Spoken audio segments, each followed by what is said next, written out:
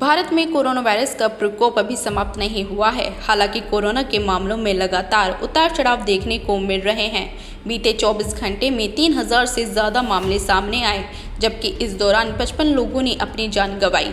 इस बीच एक अंतर्राष्ट्रीय आंकड़े ने भारत की परेशानियों में इजाफा कर दिया।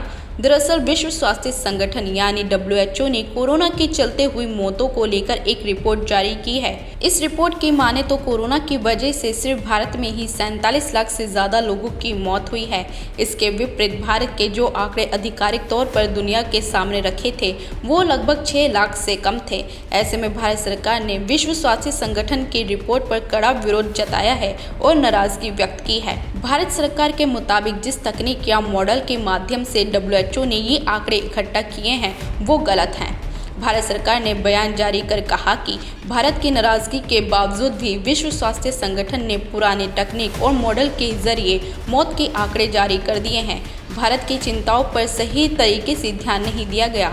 WHO की रिपोर्ट ने ये दावा किया है कि पूरी दुनिया में कोरोना की वजह से जितनी भी मौतें हुई हैं उसमें 1/3 लोग केवल भारत के थे।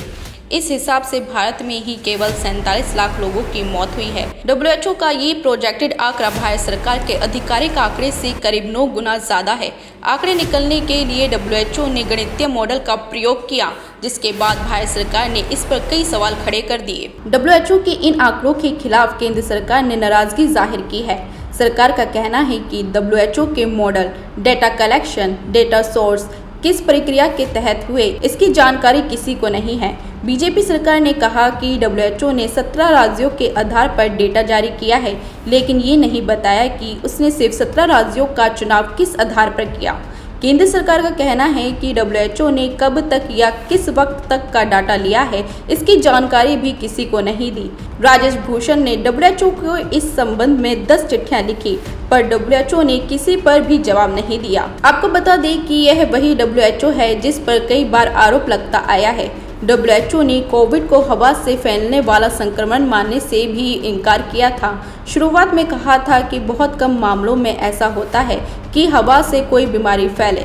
बाद में ये धारणा पूरी तरह गलत साबित हुई और WHO को मानना पड़ा कि कोरोना हवा से भी फैल रहा है। WHO की टीम जब चीन में कोरोना को स्टडी करने गई थी तब बाद में इस पर कई सवाल खड़े हुए थे।